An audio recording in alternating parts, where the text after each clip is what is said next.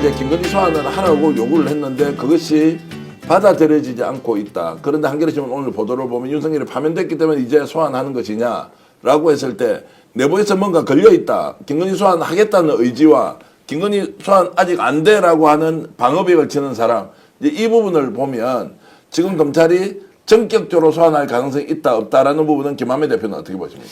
저는 충분히 있다고 봅니다. 예. 일단은 저희가 그동안 검찰이 항상 용두삼이었지 않습니까? 국민들에게 어떤 국명전환에서 뭔가 자기들이 살아남기 위해 생존을 위한 본능적인 움직임을 보여줬기 때문에 이제는 더 이상 윤석열, 김건희에 대한 어떤 방패막이로서의 자신들의 명을 단축하는 것을 타개하기 위해서라도 국면 전환용으로 일단은 수사 결과가 충실하게 이루어지지 않더라도 또 국민들에게 뭔가는 자신들이 소멸되면 안 된다는 절박하면서 발로된 어떤 액션은 나올 것이다. 그래서 김건희 소환이 굉장히 생각보다 빠르게 일단은 발표는 하되 실제적인 그 수사가 아까 이상호 기자님 말씀처럼 충실하게 이루어질 거에 대해서는 아직도 우리가 절대로 의심의 눈초리를 거둬서는 안 된다라고 생각합니다. 제가 작년 11월 19일 날 창원지검에 고발인 조사를 갔어요. 네.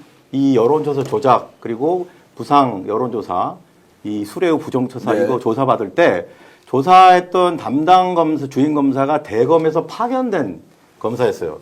그 유일하게 대검에서 파견된 그 검사였는데 그 검사의 역할이 대검의 심우정 라인에서 이 이지영 차장검사가 주도하는 창원지검에서 의욕적으로 수사하는 거를 약간 제어하는 컨트롤하기 위한 역할이다. 그래서 대검에서 보낸 하나의 뭐랄까 컨트롤을 하기 위한 그 심어놓은 대검 파견 검사라고 하는 말이 있었습니다. 그러니까 창원지검의 영태근 게이트 수사 자체도 대검에서 심우정 라인이 컨트롤하기 위해서 대검에서 파견을 했어요. 그렇죠. 그래서 저희가 조사받을 때도 그 이해할 수 없는 자신들이 그 여론조사 조작에 대해서는 검찰이 수사권이 없다. 이런 얘기를 해서 저희가 납득이 안 돼가지고 나오자마자 MBC랑 인터뷰하고 뭐 그런 일이 있었거든요.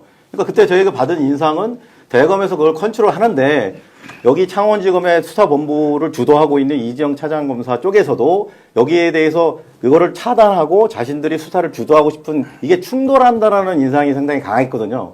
지금도 이런 양상이 이상원 기자님 말씀처럼 계속 지속이 되고 있는 게 아닌가라는 그런 합리적 의심이 충분히 헌법으로 넘어가기 전에요. 네, 예.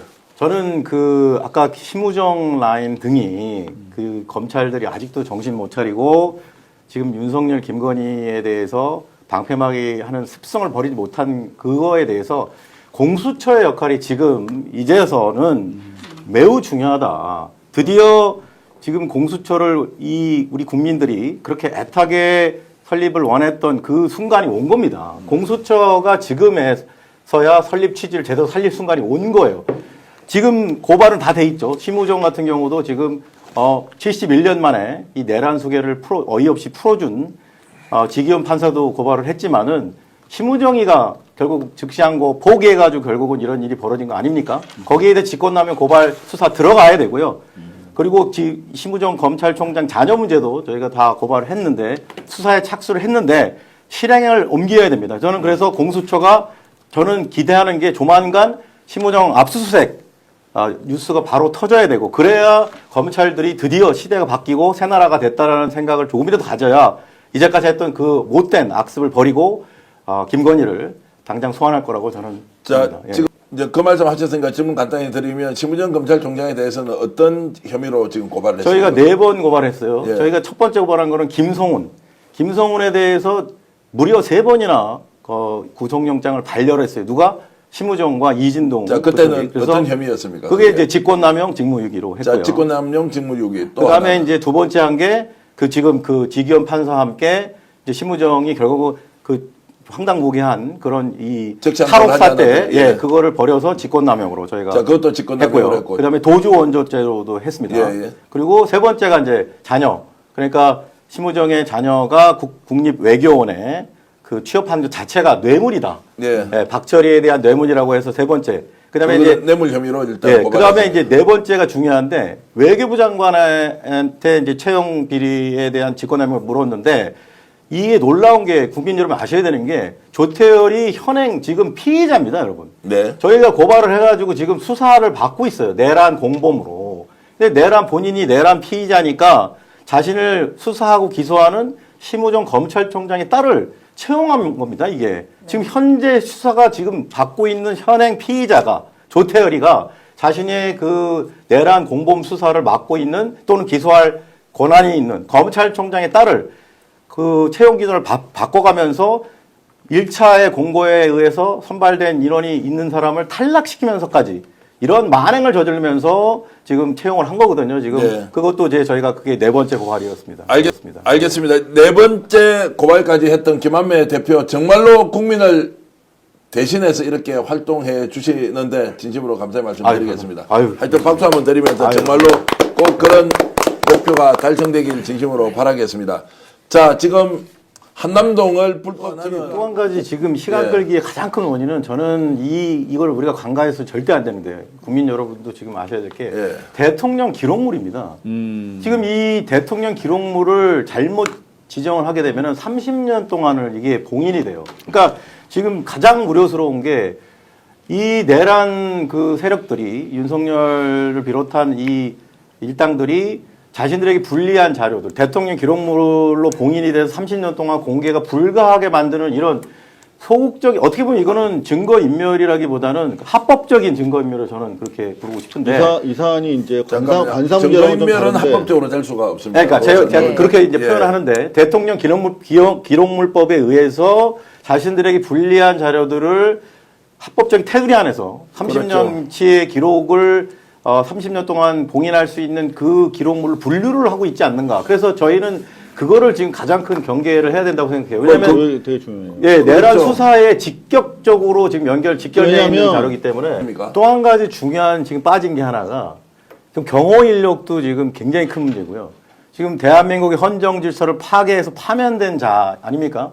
그런데 지금 사저 건립에 180억의 또 혈세를 드린다라는 얘기가 나오기 때문에 이 부분에 대해서 국민들이 도저히 납득을 못하고 오늘 택시 기사님이 저한테 묻더라고요. 도대체 우리가 내는 세금으로 이 파면된 자를 위해서 사저 건립에 180억이라는 이런 혈세가 낭비되는 것을 어떻게 막을 수 있느냐. 죄송한데 예. 한독수에게 이번 조기 대선 관리 맡길 수 있습니까? 그러니까 한독수에게 끝까지 6월 3일까지 대선 관리를 맡기는 자체에 대해서 저희 국민들이 용납할 수 없다라고 저는 보거든요. 이 자는 이미 너무나 많은 대한민국 헌정질서 파괴 행위에 가담했기 때문에 지금 당장 구속 수사를 당해야 될 자지 대선을 관리한다는 자체가 저는 차기 대선을 맞는 이 중책을 한독수 최상목은 무조건 배제되고 나가야 된다고 저는 그 부분은 꼭 짚고 넘어가고 싶습니다. 일도 마은혁 재판관에 대한 언급도 안 하고 계속 국민적 지금 지탄을 받는 것을 감수하면서 계속 그것을 버틴다 그러면 저희는 대책을 세울 수밖에 없거든요. 지금 방금 굉장히 중요한 말씀하셨는데 이게 국민 투표입니다. 국민들의 수준을 봐야 되는데 대한민국 국민은 지금 전 세계에서 민주주의의 기준을 척도로 했을 때 거의 선진국 레벨을 초월했어요. 지금 미국도 지금 이번 사태를 보면서 헌재를 재판관들을 빌려달라 할 정도로 K민주주의에 대한 그런 그 수준이 굉장히 올라가 있고 국민들 수준이 높은데 잘 아시겠지만 이게 국민투표에 통과되려면 권력구조 자체가 납득이 돼야 되는데 지금 이번에 우원식 국회의장이 했던 그 개헌 자문위원회에서 제시한 안이 뭐냐면 이원 집정부 스타일이에요. 뭐냐면은 총리에게 책임 총리제를 하는데 국회에서 임명을 한다는 겁니다. 대통령은 외교만 담당하라고 국무총리가 실질적인 내각을 통솔한다. 이게 정확하게 프랑스에서 하는 대통령과 총리가 공존하는 이원 집정제인데 우리 학교들 다 배웠습니다. 영국은 전형적인 의원 내각제, 그리고 미국은 대통령 중심제, 프랑스는 이 둘을 믹스한 이원 집정제. 지금 이거를 지금 대한민국에 도입하겠다는 것에 대해서 우리 대한민국 국민들은 전혀 받아들일 수 없다라고. 이건 모양새는 대통령제인데 내용적으로는 의원 내각제로 판단되기 때문에 받아들일 수가 없습니다. 자, 이제 해답이 있습니다. 국민들 대다수는 일일 천하가 돼야 된다라고 그 당위를 갖고 있어요. 이게 만약에 이상호 기자님 취재처럼 우원식이 소위 수박 기득권 카르텔의 지금 새로운 주자로서 수박의 대표 세력들을 대변하고 있는 짓을 하더라도 우리 국민들은 이 일은 일일천하로 끝내야 합니다. 왜냐하면 지금 아까 지금 한참 얘기하던 지금 내란 수계와 그 배우자가 지금 관저에서 나가지도 않고 퇴거도 하지 않았는데 그리고 200석이 필요합니다. 개헌을 하려면 200석이 필요하다는 얘기는 나경원과 윤상현 이 내란 선동범들이 속해 있는 저 내란의 힘당과 함께 개헌을 합의해야 된다는 얘기인데 네. 도저히 국민들은 그 인간들하고 이런 내란 일당들하고 이 대한민국의 새로운 권력 구조를 논의하는 자체가 지금 국민들 정서는 용납할 수가 없습니다. 일단은 책임을 물어야 돼요. 시청자 여러분, 오늘은 역전에 하면 다 함께 용사들 외치면서 방송 마치겠습니다. 역전에 용사들!